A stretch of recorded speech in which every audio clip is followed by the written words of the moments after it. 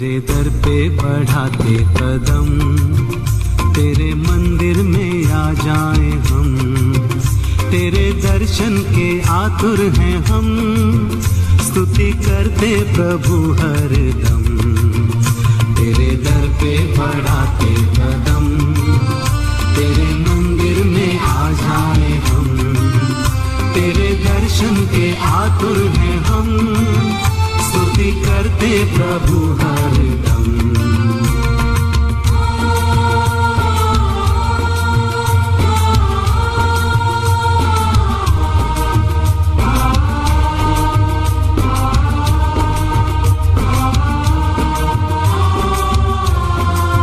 छमछमाती ये घुंघरू की धुन, वर्णन करते तेरा हर सुगुन, नाचे गाते उठाते कदम, पाने हम सब तेरा दर्शन। तेरे दर पे बढ़ाते कदम, तेरे मंदिर में आ जाए हम, तेरे दर्शन के आतुर हैं हम, स्तुति करते प्रभु हरदम। आज का यह पवित्र मिस्सा बलिदान इन मतलबों के लिए चढ़ाया जा रहा है। नरसिंह राव की डेथ एनिवर्सरी पर उनकी आत्मा शांति के लिए V.N. राव की ओर से, माता वेलंकनी के आदर में धन्यवाद के रूप में पीटा ऐज़ैक और परिवार की ओर से, पवित्र हृदय के आदर में धन्यवाद के रूप में शैलन माहौड की ओर से, माता वेलंकनी के आदर में धन्यवाद के रूप में दिलराज पॉल की ओर से, बेंजामिन एंथनी की आत्मा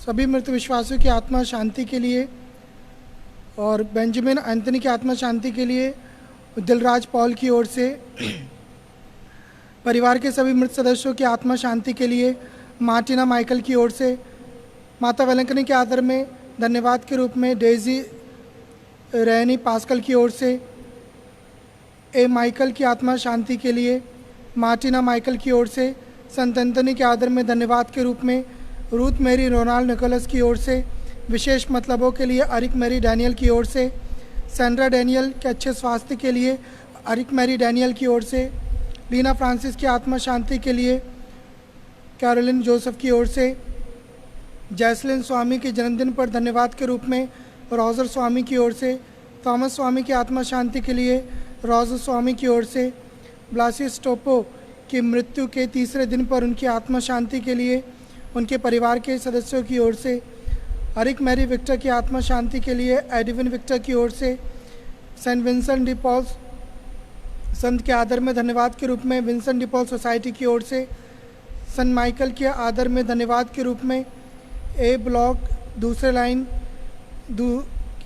के निवासियों की ओर से, धन्यवाद के रूप में नॉर्बर्ट की ओर से, धन्यवाद के रूप में आर्थर नॉर्बर्ट की ओर से, बर्नार्ड लुइस गैब्रियल की 8वीं मृत्यु की सालगिरह पर जेनिफर गैब्रियल की ओर से, जॉन डिसूजा की आत्मा शांति के लिए जोसेफ डिसूजा की ओर से, विशेष मतलबों के लिए जेनिफर गैब्रियल की ओर से, विंसेंट फर्नांडिस की आत्मा शांति के लिए जूडिथ मैरी की ओर से, रोसलिन फर्नांडिस के जन्मदिन पर धन्यवाद के रूप में अरिक मैरी गैब्रियल की ओर से, धन्यवाद के रूप में जगदीश सोंदिया उनके परिवार की ओर से, विशेष मतलबों के लिए नेल्सन स्वामी की ओर से, विशेष मतलबों के लिए धन्यवाद के रूप में वेरोनिका डेविड की ओर से, अच्छे स्वास्थ्य के लिए वेरोनिका सोंदिया की ओर से, परिवार के सभी मृत सदस्यों की आत्मा शांति के लिए वेरोनिका सोंदिया की ओर से, धन्यवाद के रूप में वेरोनिका सोंदिया की ओर से, जोसेफ मोजेस की आत्मा शांति के लिए राजेश मोजेस की ओर से, लुइसा मोजेस की आत्मा शांति के लिए राजेश मोजेस की ओर से, मुकेश मोजेस की आत्मा शांति के लिए राजेश मोजेस की ओर से, क्लेमेंट मोजेस की आत्मा शांति के लिए राजेश मोजेस की ओर से, एडगर मोजेस की आत्मा शांति के लिए राजेश मोजेस की ओर से, धन्यवाद के रूप में राजेश मोजेस की ओर से, जनिश दंड सेना की आत्मा शांति के लिए फ्रांसिस दंड सेना और परिवार की ओर से, हेनरी आरन और ट्रेजा आरन की आत्मा शांति के लिए विंसेंट आरन की ओर से, करिश्मा क्रिस्टोफर पंडित की आत्मा शांति के लिए पंडित परिवार की ओर से, जोसेफ मोसेस की आत्मा शांति के लिए जॉन जोसेफ की ओर से, लुइसा मोसेस की आत्मा शांति के लिए जॉन जोसेफ की ओर से, मुकेश मोसेस की आत्मा शांति के लिए जॉन जोसेफ की ओर से, क्लेमेंट जोसेफ मोसेस की आत्मा शांति के लिए जॉन जोसेफ की ओर से, एंथनी डेलगाडो की आत्मा शांति के लिए लियो डेलगाडो की ओर से, मैरी माइकल थॉमस की आत्मा शांति के लिए जो कि जिनकी मृत्यु कल हुई है, उनकी आत्मा शांति के लिए उनके परिवार की ओर से यह मिस्सा बलिदान अर्पित किया जा रहा है।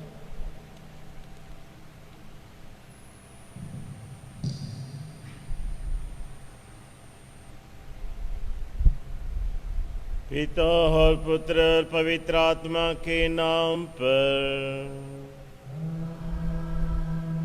हमारे प्रभु यीशु क्रिस्त की कृपा, ईश्वर का प्रेम तथा पवित्र आत्मा का साहचर्य आप सबों को प्राप्त हो। क्रिस्त में मेरे प्यारे भाई तथा बहनों, आज इतवार है, प्रभु का दिन। आप सबों को इस पवित्र मिस्सा बलिदान में स्वागत करता हूँ। मत्ती 7:21 में यीशु हमें बताते हैं, जो लोग मुझे प्रभु प्रभु कहकर पुकारते हैं मगर मेरी पिता की इच्छा पूरी नहीं करते, वह मेरा योग्य नहीं है, स्वर्ग राज्य के लायक नहीं है। तो यीशु चाहते हैं हम जी हाँ कहकर कहने से मात्र पर्याप्त नहीं, जो कहते हैं उसे करके भी दिखाना है। हम हर एक व्यक्ति यीशु के प्यारे बेटा बेटियां हैं।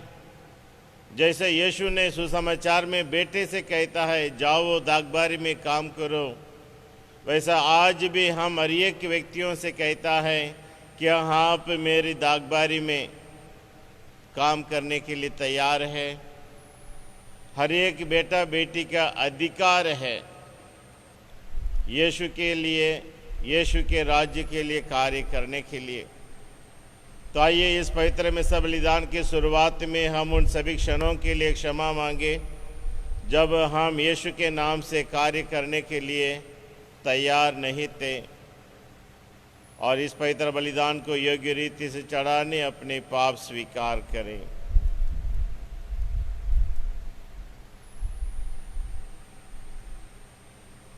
हम सब मिलकर बोले, हे भाई तथा बहनों, मैं सर्वशक्तिमान पिता परमेश्वर आप लोगों के सामने कार्य करता हूँ कि मैंने मन वचन कर्म से और अपना कर्तव्य पूरा न करने से बार बार पाप किया है।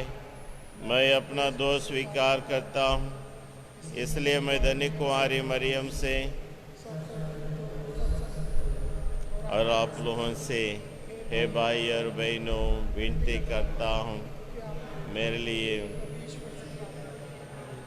सर्वशक्तिमान ईश्वर हम लोगों पर दया करें और हमारे पाप क्षमा कर हमको अनंत जीवन प्रदान करें।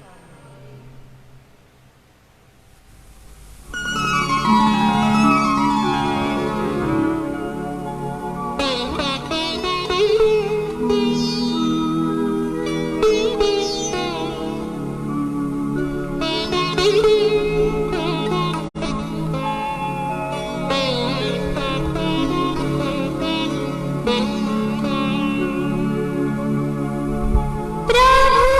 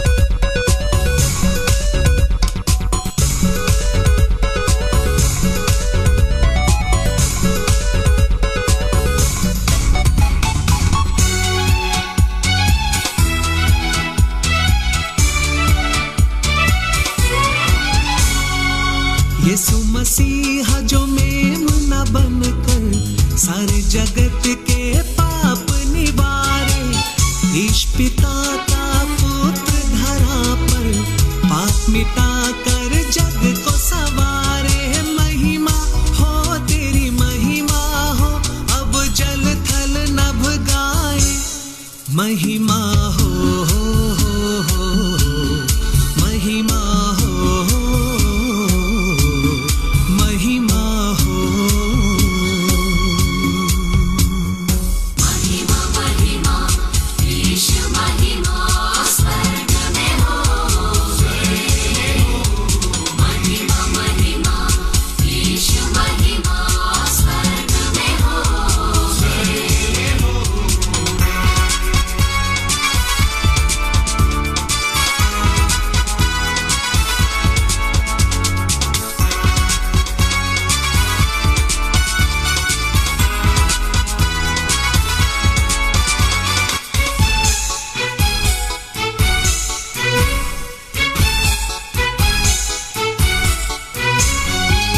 तू ही पावन, तू ही प्रभु, पावन आत्मा के संग रहे।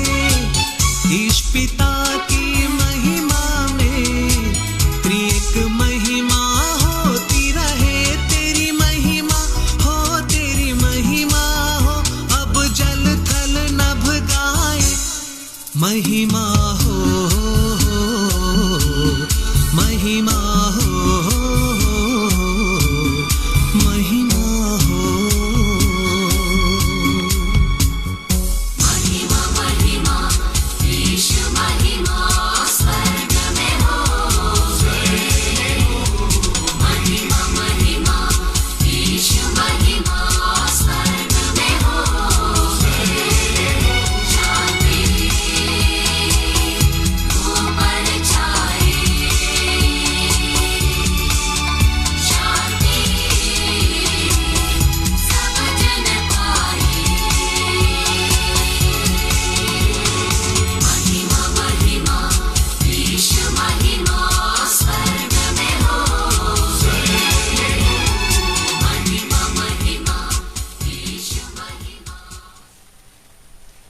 हम प्रार्थना करें। हे प्रभु यीशु, तो हम सबके प्रति असीम क्षमा और दया दिखाकर अपनी अपार शक्ति प्रकट करता है। हम पर अपनी कृपा की निरंतर वर्षा कर, जिससे हम अनंत जीवन के लिए अत्यंत उत्सुक बने रहें और स्वर्ग राज्य का आनंद प्राप्त कर सकें। ऐसी कृपा कर हमारे प्रभु और तेरे पुत्र यीशु ख्रिस्त के द्वारा, जो ईश्वर होकर तेरे तथा पवित्र आत्मा के साथ युगानुयुग जीते और राज्य करते हैं।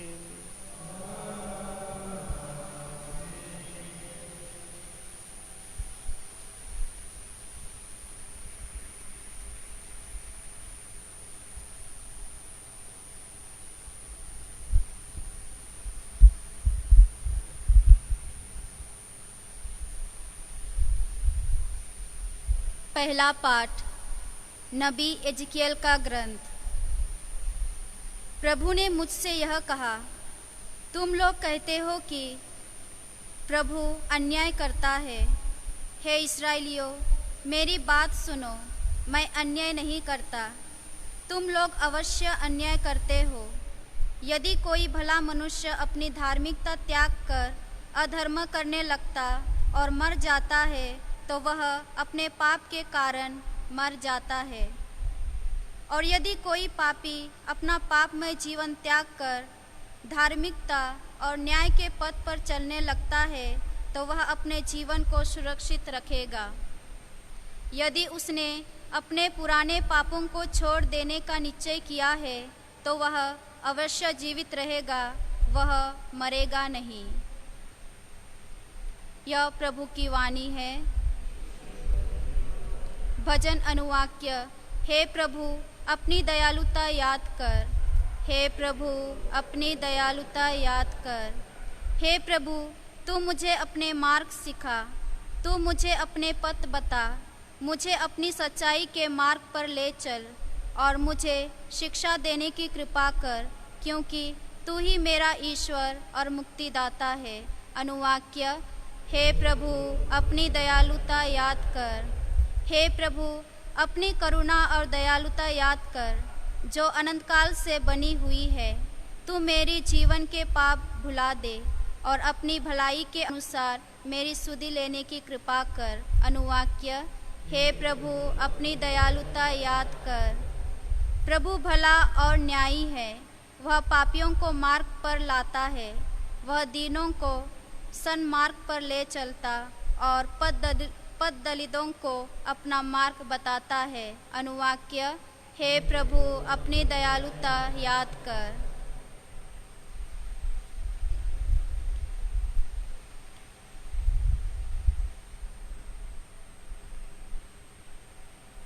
दूसरा पाठ फिलिपियों के नाम संत पौलुस का पत्र से। आप लोग अपने मनोभावों को यीशु मसीह के मनोभावों के अनुसार बना लें। यदि आप लोगों के लिए मसीह के नाम पर निवेदन तथा प्रेमपूर्ण अनुरोध कुछ महत्व रखता थे और आत्मा में सहभागिता, हार्दिक अनुराग तथा सहानुभूति का कुछ अर्थ हो, तो आप लोग एक चित, एक हृदय तथा एकमत होकर प्रेम के सूत्र में बांध जाए और इस प्रकार मेरा आनंद परिपूर्ण बना ले। यह दलबंदी तथा मिथ्याभिमान से दूर रहे। हर व्यक्ति नम्रतापूर्वक दूसरों को अपने से श्रेष्ठ समझे। कोई भी केवल अपने हित का नहीं बल्कि दूसरों के हित का भी ध्यान रखे। आप लोग अपने मनोभावों को यीशु मसीह के मनोभावों के अनुसार बना लें। यह प्रभु की वाणी है। जय घोष।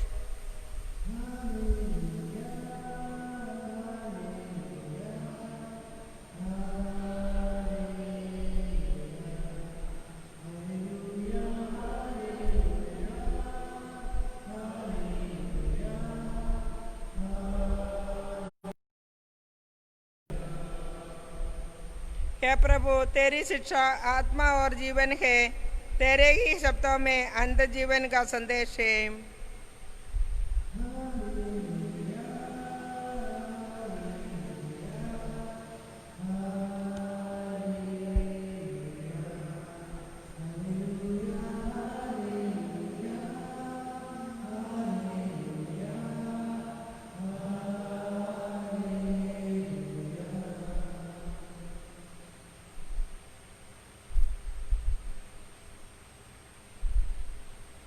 प्रभु आप लोगों के साथ हो। सन्मति के अनुसार पवित्र सुसमाचार।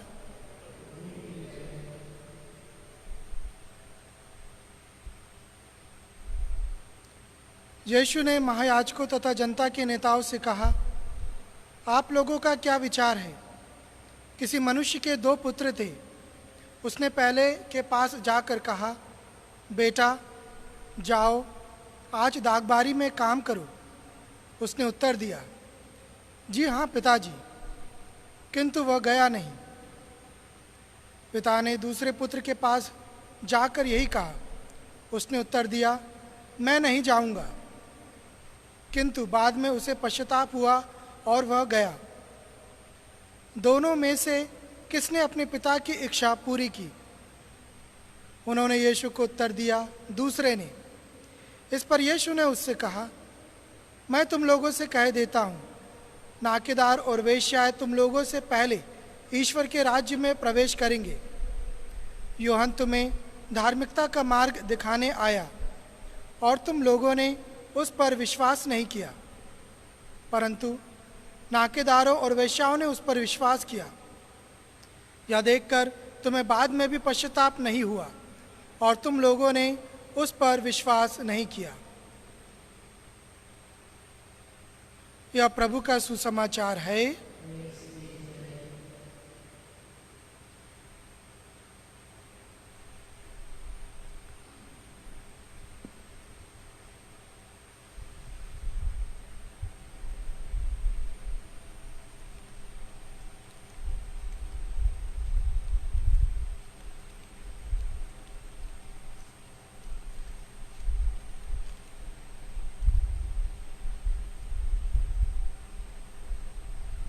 आप सबों को जय यीशु। आज का जो वचन है बहुत सिंपल है। उसमें ज़्यादा कुछ सोच विचार करके, क्या कहते हैं ना, अपने दिमाग का दही करके समझने की इतनी चेष्टा करने की भी ज़रूरत नहीं है। बहुत सिंपल है कि जैसी कथनी वैसी करनी होनी चाहिए। जैसा हम बोलते हैं वैसा हमारे जीवन के द्वारा भी हमें दिखाना चाहिए। एक समय की बात है, बहुत सुंदर चर्च लगा था, बहुत सारे लोग थे, फादर, सिस्टर और दूसरे पल्ली के निवासी सब लोग थे, और प्रार्थना चल रही थी। दानियल की पुस्तक अध्याय 3 के वचनों को पढ़ा जा रहा था और सब लोग उस पर सहमति दे रहे थे। प्रवक्ता उसको पढ़ रहा था, सूर्य और चांद प्रभु को धन्य कहो, आकाश और पृथ्वी प्रभु को धन्य कहो, आकाश और उसके ऊपर के जल प्रभु को धन्य कहो, जलचर और समुद्री जंतु प्रभु को धन्य कहो। और सब लोग कह रहे थे प्रभु को धन्य कहो। सब लोग प्रकृति का गुणगान कर रहे थे, ईश्वर का गुणगान कर रहे थे। उसी बीच एक आदमी बहुत व्याकुल होकर दौड़ कर आता है और वेदी के सामने खड़े हो जाता है। उसका सर से खून बह रहा है, हाथ पैर में चोट लगी है, और वह आके चिल्लाने लगता है, तुम लोग क्या कर रहे हो यहाँ पर? यीशु क्रिस्त तो भगवान है ही नहीं। बाहर युद्ध चल रहा है, गोलियां चल रही है, लोग मर रहे हैं, तुम लोग इधर प्रार्थना कर रहे हो? कैसा भगवान है तुम्हारा? छोड़ो इसको। बहुत भला बुरा कहता है यीशु मसीह को, चर्च को, सबको बहुत भला बुरा कहता है और कहता है जाओ बाहर जाके लोगों की मदद करो, यहाँ चर्च में भगवान है ही नहीं, जाओ यहाँ से। तभी एक प्रवक्ता फिर कहता है, आकाश और पृथ्वी प्रभु को धन्य कहो। सब लोग कहते हैं प्रभु को धन्य कहो, कोई उसकी बात को नहीं सुनता है। फिर वो चिल्लाने लगता है, क्या है तुम लोग, बाहर इतने लोग मर रहे हैं, तुम लोग अंदर प्रार्थना कर रहे हो, निकलो यहाँ से, भागो। यीशु मसीह को भी बहुत भला बुरा कहता है। उतने में जोर से बादल गरजता है, भूकंप आने लगता है, आवाज़ चारों तरफ डरावनी आवाज़ सुनाई देने लगती है। और उतने में यीशु मसीह बोलते हैं, सब लोग इस आदमी की बात सुनो, ये सही बोल रहा है। सब लोग इस आदमी की बात को सुनो। ये छोटी सी घटना ये बताती है कि हमारी कथनी और करनी में अंतर नहीं होना चाहिए। जो हम प्रार्थना करते हैं वही हमें जीना भी चाहिए। जो हम ना केवल उसको पुकारना है, उसको अपने कार्यों के द्वारा दिखाना भी है।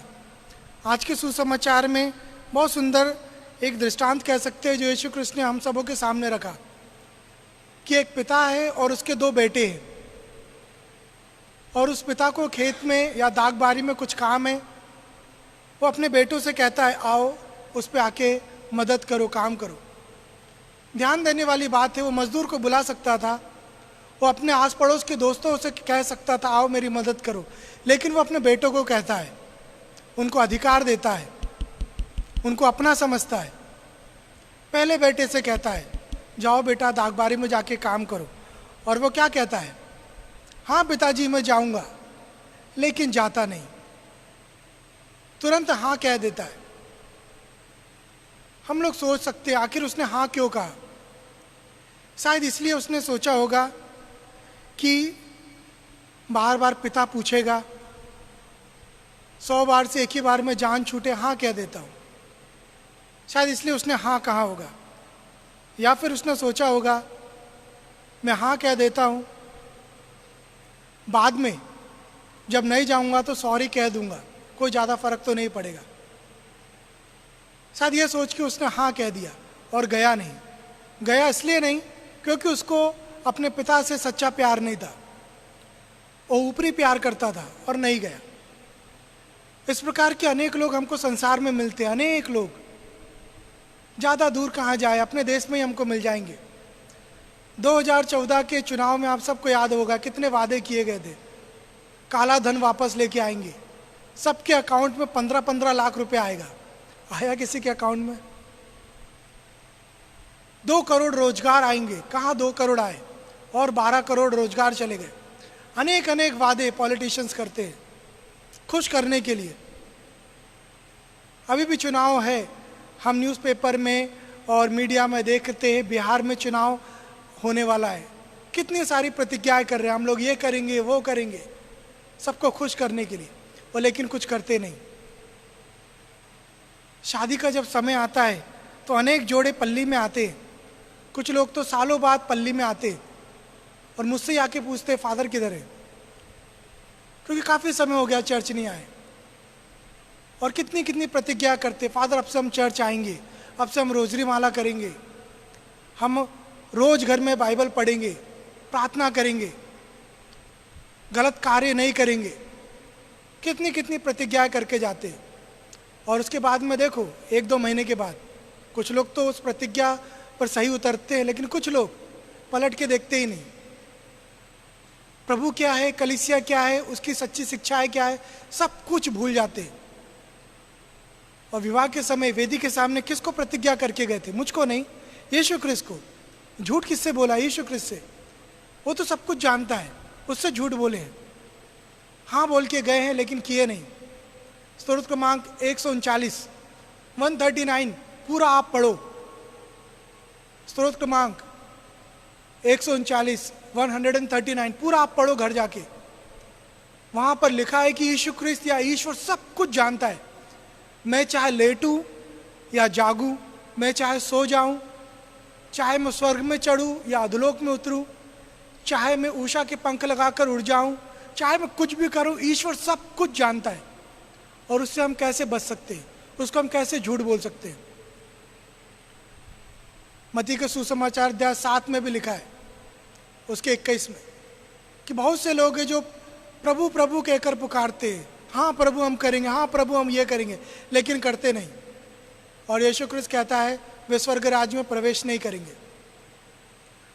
आखिर हम लोग हाँ क्यों बोल देते हैं उस लड़के के समान? इसलिए बोलते हैं ताकि तुरंत में लोग हमारा सम्मान करें, तुरंत में हमें कोई समस्या ना हो,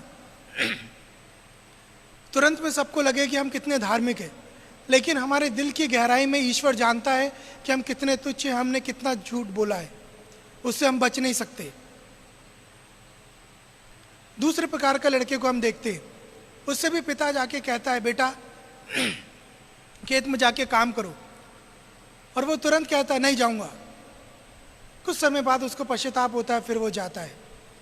आखिर हम सोच सकते हैं आखिर वो गया क्यों नहीं, क्यों उसने ना बोला तुरंत पिता को? शायद उसने ना इसलिए बोला होगा ताकि वो सोच रहा होगा कि जो इस समय में मैं काम कर रहा हूँ वो मेरे पिता के काम से ज़्यादा ज़रूरी है, मैं अभी बिज़ी हूँ। शायद वो सोच रहा होगा कि जो काम खेत में मेरे को पिता करने के लिए बोल रहा है वो मुझको पसंद नहीं है, मैं क्यों जाऊँ। शायद वो ये सोच रहा होगा कि आखिर मैं ही क्यों जाऊँ, दूसरे लोग क्यों नहीं। ऐसे अनेक विचार उसके मन में रहे होंगे, इसलिए उसने कहा मैं नहीं जाऊँगा। और बाद में उसको पश्चाताप हुआ और वो गया। आखिर क्यों गया? क्योंकि वो अपने पिता से प्यार करता था। कुछ समय की नाराज़गी हो सकती है, लेकिन जब शांत बैठ के उसने विचार किया तो सोचा आखिर वो पिता मेरा ही है, उसने मुझसे मांगा है कुछ कार्य करने को, मैं उसका बेटा हूँ, मुझे अपना समझता है, तो मुझे जाना चाहिए। वो गया। और फिर हम सोच सकते हैं दोनों में से कौन से लड़के ने अपने पिता की आज्ञा का पालन किया। सभी लोग कहेंगे दूसरे लड़के ने, मैं भी कहूँगा वही, क्योंकि उसने जाके आखिर काम तो किया।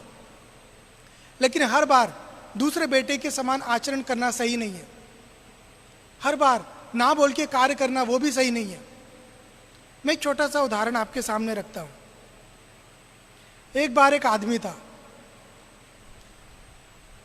और उसने बहुत खुशी खुशी जाकर एक सुंदर पैंट सिलवाया, पैंट। और अगले दिन उसको चर्च जाना था। पैंट उसने सिलवा के लेके आया शनिवार को, और घर में आके पहन के देखा तो पैंट बहुत लंबा था। और सोचा इतना लंबा पैंट पहन के मैं कैसे जाऊं। वो अपनी बेटी के पास गया और बोला, बेटी थोड़ा पैंट को 2 इंच थोड़ा कम कर दो ताकि मुझको अच्छे से फिट हो जाएगा। उसकी लड़की बोलती, पापा देखते नहीं, मैं टिकटॉक में बिजी हूँ, थोड़ी देर के बाद आओ। तो बेचारा बाप, उसके पिताजी सोचता है चलो ठीक है, बेटी बिजी है, लड़के से पूछता है कि बेटा थोड़ा सा 2 इंच काट दो, मेरे हाथ बहुत हिलते आजकल, मुझसे सिलते नहीं बनता है। तो लड़का बोलता है मैं अभी पबजी खेल रहा हूँ, बहुत बिजी गेम में हूँ मैं, अभी मुझको डिस्टर्ब मत करो। और पिताजी फिर सोचता है चलो बेटा भी बिजी है, और पत्नी के पास जाता है और बोलता है कि थोड़ा सा 2 इंच काट कर इसको सिल दो ना, कल मुझको इसको मिस्सा में पहन के जाना है। तो पत्नी कहती है फालतू पता नहीं कौन कौन से काम निकाल के लेके आ जाते हो, अभी मुझे खाना बनाना है, ये सब काम करना है, बाद में जाके करूँगी, मैं जाके सो जाऊँ। वो बेचारा बूढ़ा व्यक्ति कोशिश करता है खुद से सिलने की, नहीं होता है, लेकिन जाके सो जाता है। रात को उसकी बेटी को टिकटॉक से जब टाइम मिलता है, उसको याद आता है कि मेरे पिता ने मुझसे कहा था पैंट सिलने के लिए। वो जाती है, 2 इंच पैंट को काटती है, उसको सिल देती है और जाके सो जाती है। रात को जब उसका बेटा पबजी में जीत जाता है तो उसको याद आता है उसके पिता ने कुछ काम उसको बोला था। वो भी जाता है और उस पैंट को और 2 इंच काटता है और सिल कर सो जाता है, यह सोचकर कि उसका पिताजी बहुत खुश होगा। सुबह सुबह उसकी पत्नी की जल्दी नींद खुलती है और उसे याद आता है कि मेरे पति ने मुझसे कहा था 2 इंच पैंट छोटा करना है। वो भी सुबह जल्दी उठती है, उसको ध्यान नहीं रहता है, आधी उसकी आंख लगी रहती है, उस पैंट को उठाती है और 2 इंच काट देती है और सिलकर चर्च के लिए तैयार हो जाती है। अब उसका पति उठता है, तैयार होता है, और जब उस पैंट को देखा होगा तो आप सोचो वो खुश हुआ होगा या बहुत दुखी हुआ होगा। कुछ नहीं कह सकते। बेचारे का पैंट कहाँ 2 इंच लंबा था, 6 इंच और छोटा हो गया। सबों ने मदद की, लेकिन वो मदद किसी काम की नहीं रही, क्योंकि जिस समय उससे मदद मांगी गई थी उस समय उन्होंने नहीं किया। उस दूसरे लड़के के समान पिता ने कहा खेत में जाके काम करो, वो नहीं बोला, लेकिन बाद में गया। हर समय ना बोलकर बाद में कार्य करना सही नहीं होता, उससे नुकसान भी हो सकता है, जैसे इस आदमी का हुआ जिसे चर्च जाना था। हम देखते हैं लूकास के सुसमाचार अध्याय 15 में, वहाँ खोए हुए लड़के का दृष्टांत है। वो लड़का अपने पिता की जायदाद लेकर दूर देश निकल जाता है, जुए, वेश्याओं के पीछे और अनेक प्रकार की मौज मस्ती में पैसा सब कुछ उड़ा देता है, और फिर उसे पश्चाताप होता है। फिर वो लौट कर आता है, अपने पिता से माफ़ी मांगता है। जरा सोचो, वचन में ऐसा तो नहीं लिखा है, लेकिन मेरे साथ सोच सकते हो। जरा सोचो, जब वो पश्चाताप करके वापस आया होता कि मैं अपने पिता के पास जाऊंगा, क्षमा मांगूंगा, मुझे एक नौकर के समान रख लो। उसने सोचा और वो आ रहा है अपने पिता से मिलने के लिए, और जब वो अपने पिता से मिलने के लिए पहुंचता है और वहाँ उसका पिता मर चुका है, बहुत देर कर दिया उसने वापस आने में। तब सोचो वो किससे माफ़ी मांगेगा, किसको गले लगाएगा, किसको पिता कहेगा? उसकी माफ़ी का कुछ मतलब रह जाएगा? कुछ नहीं, कुछ भी नहीं। हम मत्ती के सुसमाचार अध्याय 25 में पढ़ते हैं, जहाँ पर नासमझ कुंवारियों के बारे में। वो नासमझ कुंवारी तेल लेने के लिए गई है, और जब तक वो वापस आती है तब तक दूल्हा विवाह मंडप में प्रवेश कर चुका है, द्वार बंद हो गया है, और वो कहता मैं तुम्हें नहीं जानता। हम भी कितनी बार पाप में जीवन बिताते रहते, गाली बकते हैं, या माता पिता को दुख देते हैं, या बुरी संगत में जीवन गुजारते हैं, और सोचते हैं हम एक बार क्षमा मांग लेंगे, प्रभु क्षमा कर देगा। लेकिन क्या हो, हमको आखिरी में क्षमा मांगने का अवसर मिले ही ना। हो सकता है ईश्वर ने द्वार ही बंद कर लिया, अब मैं तुम्हारी प्रार्थना सुनूंगा ही नहीं। तब क्या कर लेंगे? तब किसके पास जाएंगे? ईश्वर हमारे सामने अनेक अवसर देता है। कितने लोगों को यीशु ख्रिस्त प्रेरणा देता है अच्छे कार्य करने की, लेकिन हम करते नहीं। कितने लोगों को प्रेरणा देता है अच्छे पुरोहित बन जाओ, सिस्टर बन जाओ, लेकिन काफ़ी लोग उस बुलाहट को नहीं पहचान पाते। मुझे संत जॉन बर्कमन्स की जीवन की घटना याद आती है। शायद आप में से कुछ लोग जानते होंगे संत जॉन बर्कमन्स कौन है। यदि नहीं जानते हैं तो बच्चे लोगों से जरूर पूछो। वो सभी ऑल्टर सर्वर्स के रक्षक संत हैं, संत जॉन बर्कमन्स। उसके पिता गरीब थे, दूसरे के यहाँ मजदूरी करते थे, माँ बीमार थी, और वो किसी दूसरे के यहाँ मजदूरी करता था। ये जॉन बर्कमन जब बहुत छोटा था मजदूरी का काम करता था और उसी से अपनी पढ़ाई करता था। तो किसी व्यक्ति को उसके ऊपर दया आई, उसको हॉस्टल में उसने भर्ती किया। वहाँ वो पढ़ाई करना चालू किया और पढ़ाई में बहुत अच्छे से आगे बढ़ना चालू किया, और उसका मन किया कि मुझे आगे चल के एक पुरोहित बनना चाहिए, प्रभु यीशु की सेवा करना चाहिए, लोगों की सेवा करना चाहिए। जब ये बात उसके माता पिता को पता चली तो उनके माता पिता ने बोले, बेटा तू कुछ भी कर लेकिन फादर बनने नहीं जाएगा, तुझे पुरोहित नहीं बनना है। वो कहता है कि प्रभु यीशु ख्रिस्त मुझको बुला रहे हैं, मुझको स्वप्न में आके कहते बेटा एक आदर्श और पवित्र पुरोहित बनने के लिए आगे बढ़ो, और आप कहते हैं कि मत जाओ। उसके पिता ने उससे कहा बेटा तुम 2 या 3 साल के बाद जाना, 4 साल के बाद जाना। और फिर वो हॉस्टल से अपने पिता को पत्र लिखते हुए कहता है कि प्रभु मेरे स्वप्न में आके कह रहे, मेरे दिल के दरवाजे में दस्तक देकर कह रहे बेटा पुरोहित बनो, आगे बढ़ो। मैं कैसे उसको मना कर दूं? वो अपने पिता को पत्र लिखते हुए कहता है यदि पिताजी आपके घर में कोई भिखारी आए और कहे मैं भूखा हूं, मुझको खाना दे दो, तो आप उसको क्या बोलोगे? तुम 2 साल बाद आओ, 3 साल बाद आओ, 4 साल बाद आओ, क्या आप उसको तुरंत नहीं दोगे? वैसे यीशु ख्रिस्त मुझको बुला रहा है तो मैं क्यों ना तुरंत जाऊं यीशु ख्रिस्त के लिए पुरोहित बनने के लिए। तो इस प्रकार का उसका जीवन था। जब भी यीशु ख्रिस्त हमको बुलाता है कुछ अच्छे कार्य करने के लिए, हम तुरंत उसकी आवाज़ को पहचानें। ये ना कहे कि बाद में करेंगे, समय आने पर करेंगे, अभी नहीं करेंगे। यदि वैसा करेंगे तो देर हो जाएगी, और इतनी देर हो जाएगी कि तब हम यदि सही करने को बैठेंगे तो उसका कोई मतलब नहीं रह जाएगा। आखिर यीशु ख्रिस्त हमसे क्या चाहते हैं? हमने दोनों बेटे के उदाहरण को देखा। ना तो यीशु ख्रिस्त पहले बेटे का उदाहरण चाहता है जो कि हाँ बोला और गया नहीं, और ना कि दूसरे बेटे का उदाहरण चाहता है जो नहीं बोला और बाद में गया। यीशु ख्रिस्त हमसे चाहता है कि हम एक तीसरे बेटे के समान बने जो हाँ बोले और कार्य करे भी। उसके लिए उसने स्वयं का उदाहरण दिया। आज का दूसरा पाठ फिलिप्पियों का पत्र अध्याय 2 उसका पूरा हम पढ़ेंगे तो वहाँ पर बहुत अच्छे से लिखा हुआ है कि यीशु ख्रिस्त ने दास का स्वभाव धारण किया, हमारे बीच में आया और सब कुछ पूरा किया, और उसके बाद अपने पिता की महिमा में फिर से प्रवेश किया।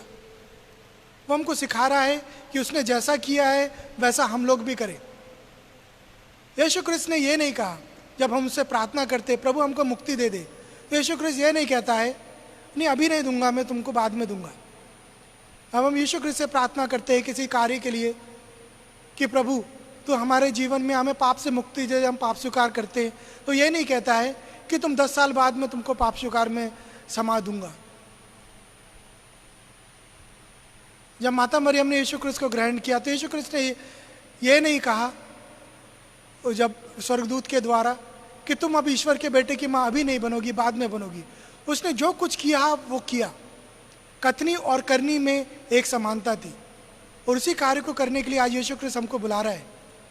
आइए प्रिय भाइयों बहनों, हम कई बार यीशु क्रिस्त से झूठ बोल देते हैं। कई बार लोगों को देखते हुए, समाज को देखते हुए, अपने परिवार वालों को देखते हुए यीशु क्रिस्त को अनादर कर देते हैं, झूठ बोल देते हैं कि चलो क्या हुआ, ईश्वर है वो क्षमा करेगा। हम उन सब चीज़ों के लिए क्षमा मांगे। हम एक तीसरे बेटे के समान बने जो उसकी बुलाहट को पहचाने, हर अच्छे कार्य के लिए उसको करे और हर बुरे कार्य के लिए भी बुलाहट को पहचाने और उसे हम कभी ना करें। और उन लोगों के लिए भी प्रार्थना करें जो इस बुलाहट के लिए बुलाए गए हैं।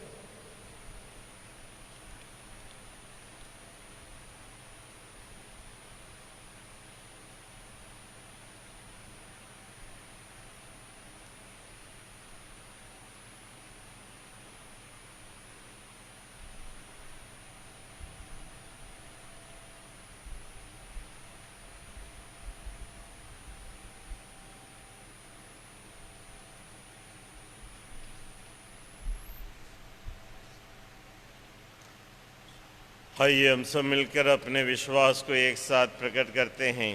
मैं सर्वशक्तिमान पिता, स्वर्ग और पृथ्वी, सदृश्य अदृश्य वस्तुओं के सृष्टिकर्ता, एक ही ईश्वर में विश्वास करता हूँ और ईश्वर के एकलौते पुत्र, एक ही प्रभु यीशु क्रिस्त में, जो सभी युगों के पहले पिता से उत्पन्न है, वह ईश्वर से उत्पन्न ईश्वर, प्रकाश से उत्पन्न प्रकाश, सच्चे ईश्वर से उत्पन्न सच्चा ईश्वर है। वह बनाया हुआ नहीं, उत्पन्न हुआ है। उसका और पिता का तत्व एक है। उसी के द्वारा सबको सृष्टि किया गया है। वह मनुष्यों के लिए और हमारी मुक्ति के लिए स्वर्ग से उतरा और पवित्र आत्मा के द्वारा कुंवारी मरियम से शरीर धारण कर मनुष्य बन गया है। वह हमारे लिए क्रूस पर ठोंका गया। उसने पोंतियुस पिलातुस के समय दुख भोगा और वह मर गया और गाड़ा गया। वह धर्मग्रंथ के अनुसार तीसरे दिन जी उठा और स्वर्ग जाकर पिता की दाहिनी ओर विराजमान है। वह जीवित और मृतकों का न्याय करने के लिए महिमा के साथ फिर आएगा और उसका राज्य का कभी अंत नहीं होगा। मैं प्रभु और जीवनदाता पवित्र आत्मा में विश्वास करता हूँ। वह पिता और पुत्र से प्रस्तुत होता है। पिता और पुत्र के साथ साथ उसकी आराधना स्तुति की जाती है। वह नबियों के मुंह से बोला है। मैं एक ही पवित्र, कैथोलिक तथा प्रेरित कलीसिया और पापों की क्षमा के लिए एक ही बपतिस्मा स्वीकार करता हूँ। मैं मृतकों के पुनरुत्थान और परलोक के जीवन की बाट जोतता हूँ। आमीन। प्रिय भाई तथा बहनों, जिस पुत्र ने अपने पिता की आज्ञा को इनकार किया, वह बाद में पश्चाताप किया और दाग की बाहरी के काम करने गया और अपने पिता की इच्छा पूरी की। जो लोग पश्चाताप करते हैं और बुरे कामों से दूर हो जाते हैं, वे हमेशा ईश्वर के सामने स्वीकृति पाते हैं। हम पिता ईश्वर से अपनी आवश्यकताओं के लिए प्रार्थना करें और कहें, हे पिता, हमारी प्रार्थना सुन।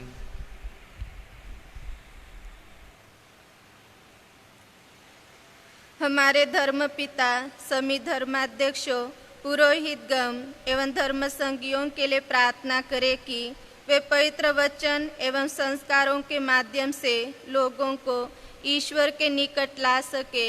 इसके लिए हम ईश्वर से प्रार्थना करते हैं। हे पिता, हमारी प्रार्थना सुन।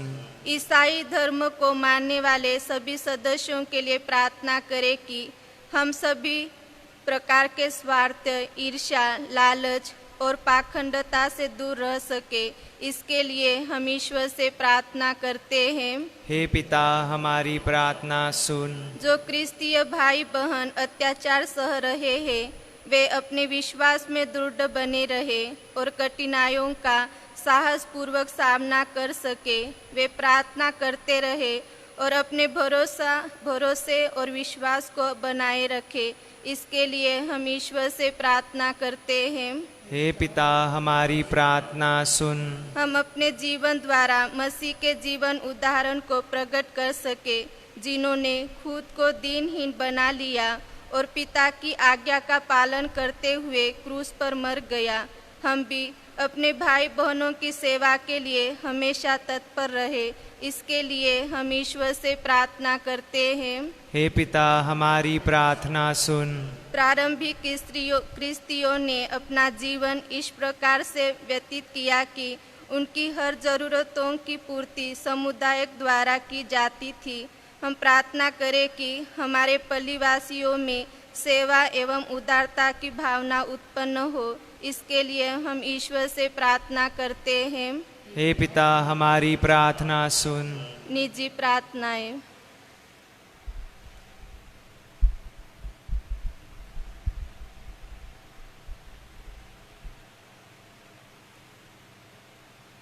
हे सर्वशक्तिमान दया सागर पिता, प्रभु यीशु के नाम से हम आपको धन्यवाद देते हैं आज की इस नए दिन के लिए, और प्रार्थना करते हैं हमारे देश के और दुनिया के सभी भाई बहन जो कोरोना से पीड़ित हैं, उन सबों को स्वास्थ्य लाभ मिले, और जितने भी लोग कोरोना वायरस के कारण मृत्यु हो गई उन सबों पर दया कर उन्हें अनंत शांति प्रदान कर।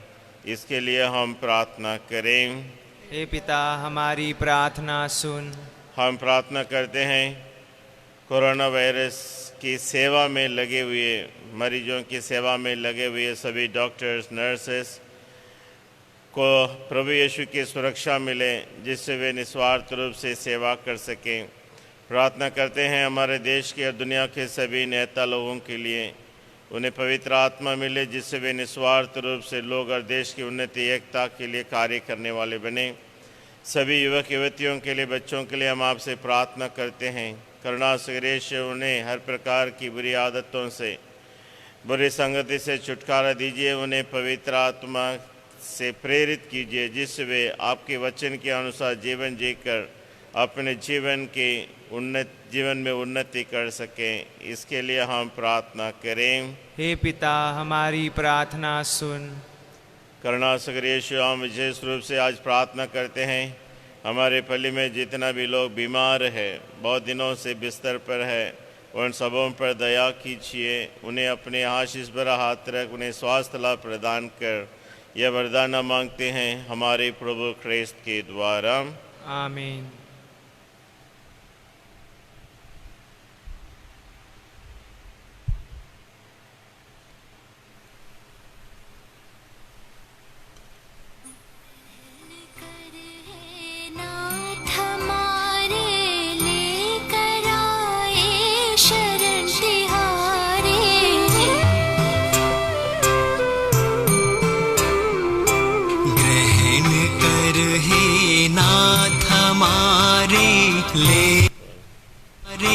लेकर आए शरण तिहारे, जो कुछ भी लाए आज, जो कुछ भी लाए हैं आज, ये सब है प्रभु दान तुम्हारे। रहम कर हे नाथ हमारे, लेकर आए शरण तिहारे।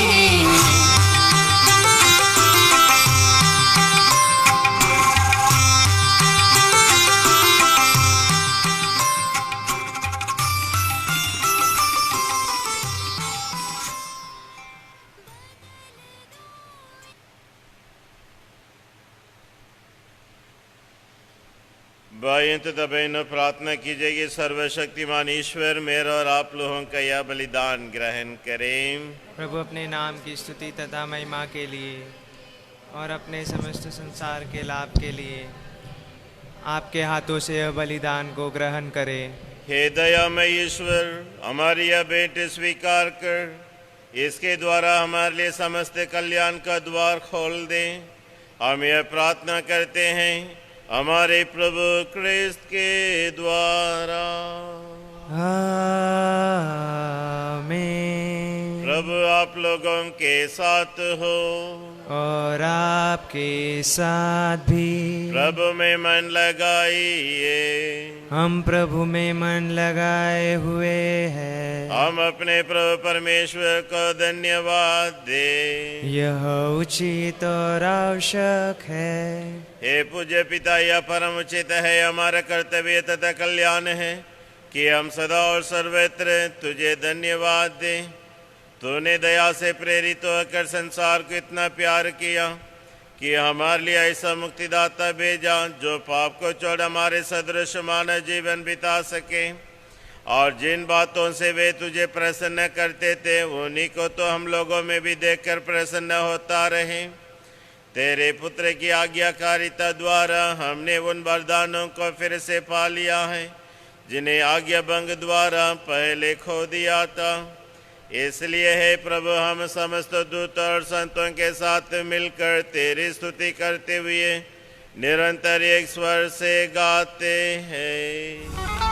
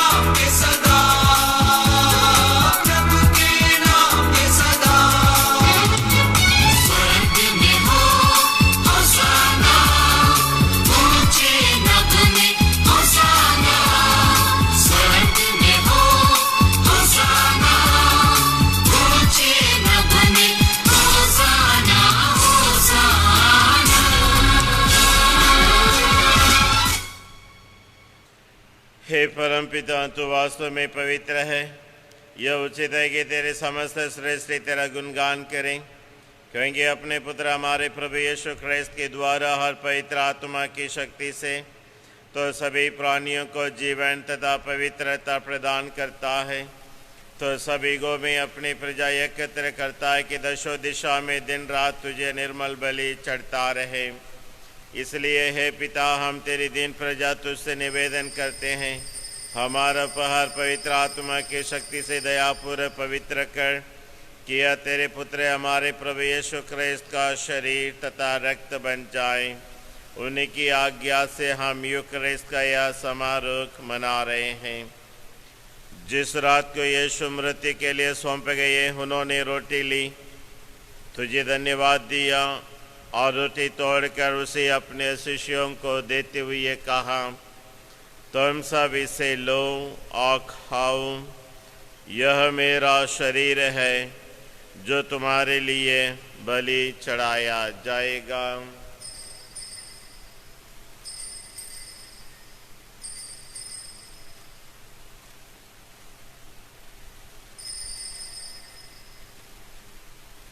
इसी भांति भोजन के बाद उन्होंने कटोरा लिया, तुझे धन्यवाद दिया और उसे अपने शिष्यों को देते हुए कहा, तुम सब इसे लो और पियो, यह मेरे रक्त का कटोरा है, नवीन और अनंत व्यवस्थान का रक्त, जो तुम्हारे और बहुतों के पापों की क्षमा के लिए बहाया जाएगा। तो मेरी स्मृति में यह किया करो।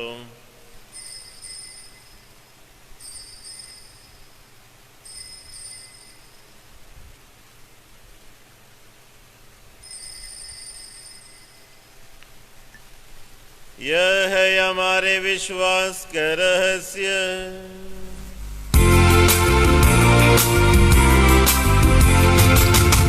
विश्व के उद्धार करता हमारा उद्धार कर, जो में अपने दोस्त था पुनरुत्थान द्वारा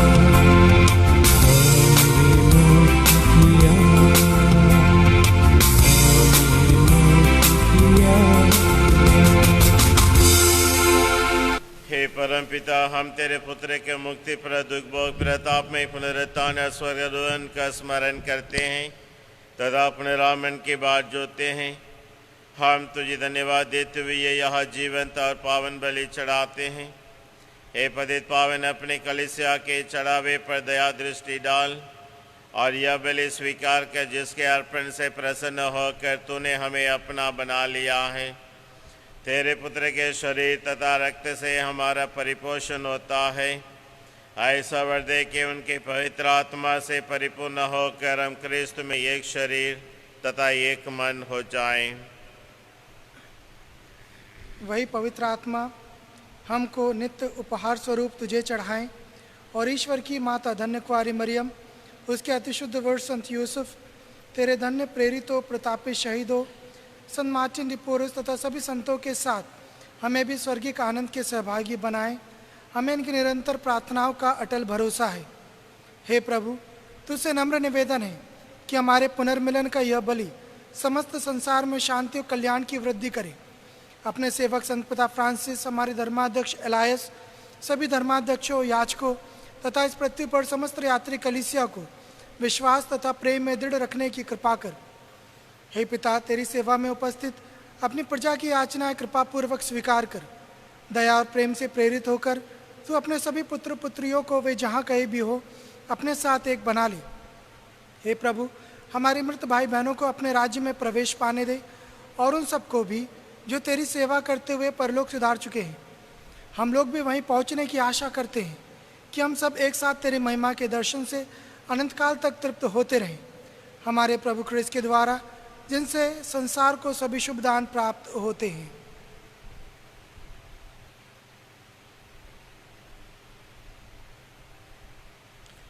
इन्हीं प्रभु ख्रिस्त के द्वारा, इन्हीं के साथ और इन्हीं में ये सर्वशक्तिमान पिता परमेश्वर पवित्र आत्मा के साथ तुझे समादर तथा महिमा युगानियों मिलते रहते हैं। आमीन।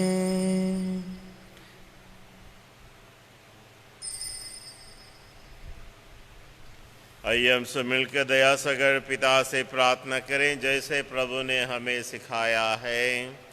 हे पिता हमारे, तू जो स्वर्ग में है, तेरा नाम पवित्र किया जावे, तेरा राज जावे, तेरी इच्छा जैसे स्वर्ग में है वैसे इस पृथ्वी पर भी पूरी होवे। हमारे प्रतिदिन का राज हमें दे और हमारे अपराध हमें क्षमा कर, जैसे हम भी अपने अपराधियों को क्षमा करते हैं, और हमको परीक्षा में ना डाल परंतु बुराई से बचा। हे प्रभु, हम तुझसे प्रार्थना करते हैं सभी बुराइयों से हमें बचा और इस जीवन में हमें कृपा पूर्वक शांति प्रदान कर। हम तेरी दया से सदा पाप से दूर, हर विपत्ति से सुरक्षित रहें और उस दिन की प्रतीक्षा करते रहें जब हमारे मुक्तिदाता यीशु ख्रिस्त फिर प्रकट होकर हमारी मंगलमय आशा पूरी करेंगे। क्योंकि तेरा राज्य, तेरा सामर्थ्य और तेरी महिमा अनंत काल तक बनी रहती है। हे प्रभु यीशु ख्रिस्त, तूने अपने प्रेरितों से कहा है, मैं तुम्हारे लिए शांति छोड़ जाता हूँ, अपनी शांति तुम्हें प्रदान करता हूँ। तो हमारे पापों पर नहीं, अपनी कलीसिया के विश्वास पर दृष्टि डाल और उसे शांति तथा एकता प्रदान कर। तू युगानुयुग जीता और राज्य करता है। आमीन। प्रभु की शांति आप लोगों के साथ हो और आपके साथ भी। आइए हम परस्पर प्रेम भाव रखें।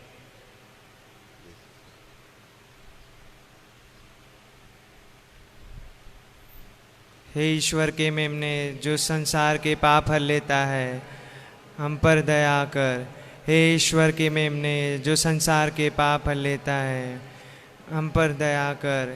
हे ईश्वर के मेमने, जो संसार के पाप हर लेता है, हमारी विनती प्रदान कर।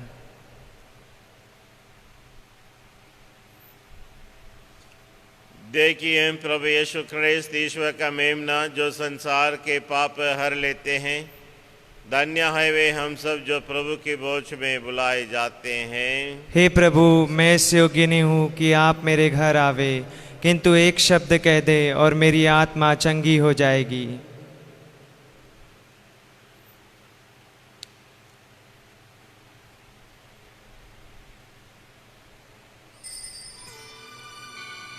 स्पर्श कर मेरे दिल को स्वामी, तेरे बिन ये सुना पड़ा।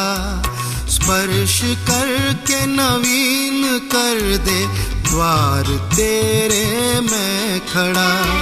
स्पर्श कर मेरे दिल को स्वामी, तेरे बिन ये सुना पड़ा। स्पर्श करके नवीन कर दे, द्वार तेरे मैं खड़ा। स्पर्श कर स्वामी, स्पर्श कर स्वामी, स्पर्श कर स्वामी, स्पर्श कर स्वामी।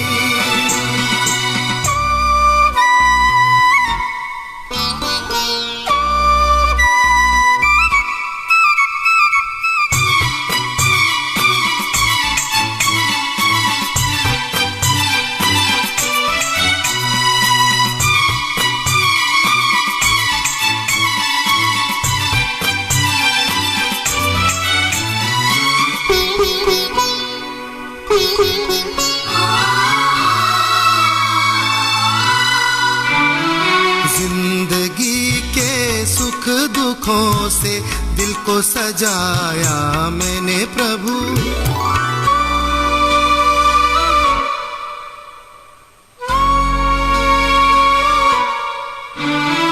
जिंदगी के सुख दुखों से दिल को सजाया मैंने प्रभु।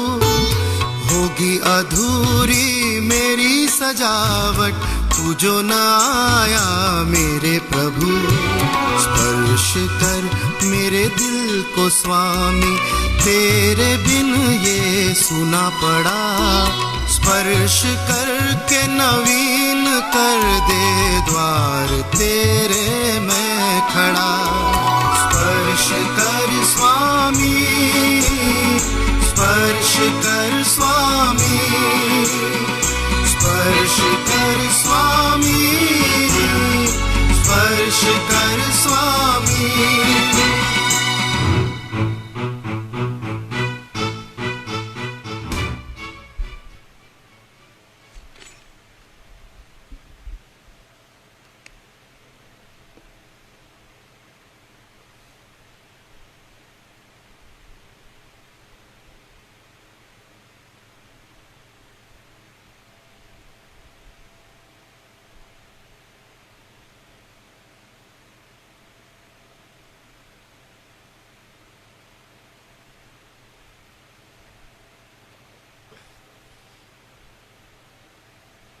हम प्रार्थना करें।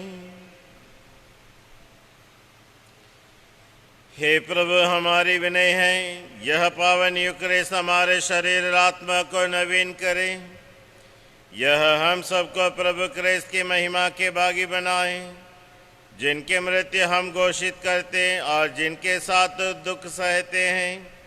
ये हमारी प्रार्थना है हमारे प्रभु क्रिस्त के द्वारा। आमीन। सबों को जय यीशु। जय यीशु। कुछ सूचनाएं, जैसे मैंने पिछले हफ्ता भी बताया, आज 100 बाइबल वर्सेस का परीक्षा थी, उसे हमने पोस्टपोन कर दिया है। यदि कोई लोग इस बात को नहीं सुने पिछले हफ्ता, याद रखिए हम आपको सूचित करेंगे कि यह 100 वर्सेस बाइबल वर्सेस की परीक्षा कब होगी। और दूसरी बात है, आप में से बहुत से लोगों ने निवेदन किया कि बाइबल सुसमाचार नया व्यवस्था मत्ती से प्रकाशना ग्रंथ लिखने के लिए और थोड़ा समय चाहिए, इसलिए हमने समय को बढ़ाकर नवंबर 1 तारीख को आप सभी जन अपना बाइबल पल्ली ऑफिस में पहुंचा दें। यदि अभी तक आपने शुरुआत नहीं किया, अभी भी समय है, बाइबल लिखने के लिए शुरुआत कीजिए। और यदि आप अभी बाइबल वचन 100 वचन के बारे में नहीं सोचा है तो सोचिए और वचन बयात करने के लिए और समय है, कोशिश कीजिए करने के लिए।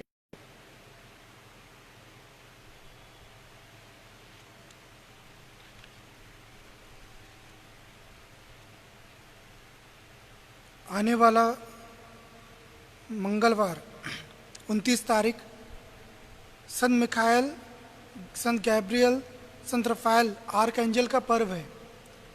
तीनों महान स्वर्गदूतों के यादगारी का पर्व है।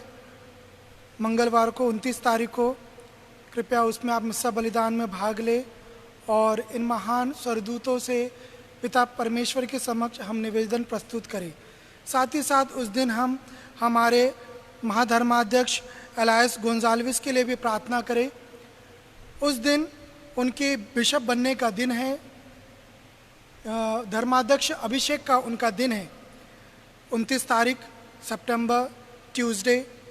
तो हम हमारे आर्च बिशप के लिए भी प्रार्थना करें उस दिन। फिर 1 तारीख को बालक यीशु की संत तेरेसा का पर्व है।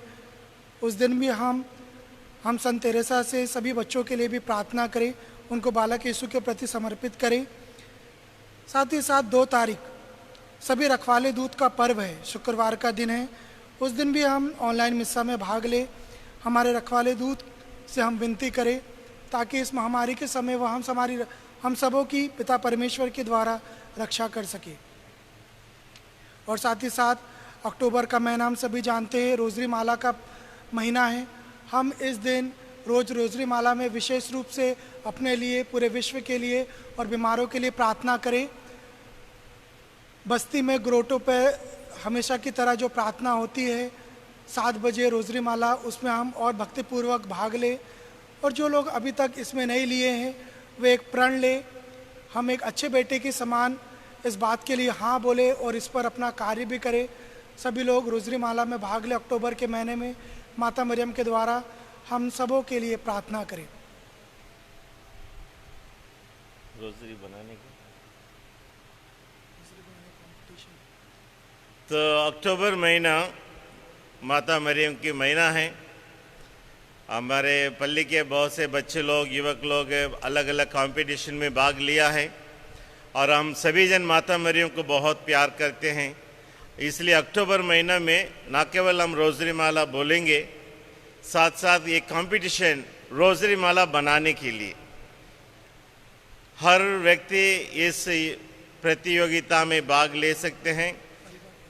परिवार में 2 जन बना सकते तो बना सकते हैं, बनाइए। और जिसकी रोजरी सबसे सुंदर, सबसे अच्छा रहेगा, उसके हिसाब से हम आपको इनाम देंगे ज़रूर। और इसलिए कोशिश कीजिए, अक्टूबर महीना रोजरी माला का महीना, सभी लोग रोजरी माला बनाकर अपनी भक्ति माता मरियम के प्रति दिखाइए और साथ ही साथ हमें भी दिखाइए फिर हम आपको प्रोत्साहित करेंगे। माता मरियम की विशेष आशीष और कृपा आपके ऊपर बनी रहेगी। या आखिरी रोजरी माला, अच्छा रोजरी माला जो आपने बनाया उसको ऑफिस में पेश करने का दिन है 1 नवंबर, और उस दिन बाइबल को भी देने का दिन है, तो कोशिश कीजिए करने के लिए। प्रभु आप लोगों के साथ हो और आपके साथ भी। सर्वशक्तिमान ईश्वर पिता और पुत्र और पवित्र आत्मा आप सबों को आशीष प्रदान करे। आमीन। आप सब विदा लें, प्रभु की सेवा में लगे रहें। ईश्वर को धन्यवाद। अति विशेष मिशनरी वर्ष के लिए प्रार्थना। हे स्वर्गीय पिता, जब आपके इकलौते पुत्र मृतकों में से जी उठे, तब उन्होंने अपने शिष्यों को नियुक्त किया और कहा कि जाओ और सभी राष्ट्रों में अपना शिष्य बना लो। बपतिस्मा संस्कार द्वारा आप हमें याद दिलाते हैं कि हम भी कलीसिया के मिशन कार्य के भागीदार हैं। पवित्र आत्मा के वरदानों द्वारा हमें सशक्त बना दे कि हम साहस और उत्साह के साथ सुसमाचार के साक्षी बने, ताकि जो मिशन कार्य कलीसिया को सौंपा गया है और जो मिशन कार्य अभी भी अपूर्ण है, उस मिशन में हम हमारी प्रभावशाली अभिव्यक्ति द्वारा दूसरों के लिए ज्योति और जीवन ला सके। हमारी सहायता करके हमारे साक्षी द्वारा सब लोग यीशु के अनंत प्रेम और करुणा का अनुभव पा सकें, वह जो तेरे और पवित्र आत्मा के साथ युगानुयुग जीते और राज्य करते हैं। आमीन। प्रणाम मरियम, कृपा पूर्ण प्रभु तेरे साथ है, धन्य है तू स्त्रियों में और धन्य है तेरे गर्भ का फल यीशु। ऐसन मरिया परमेश्वर की माँ, प्रार्थना करम पापियों के लिए अब और हमारे मरने के समय। आमीन। प्रणाम मरिया कृपा से पूर्ण प्रभु तेरे साथ है, धन्य है तू स्त्रियों में और धन्य है तेरे गर्भ का फल यीशु।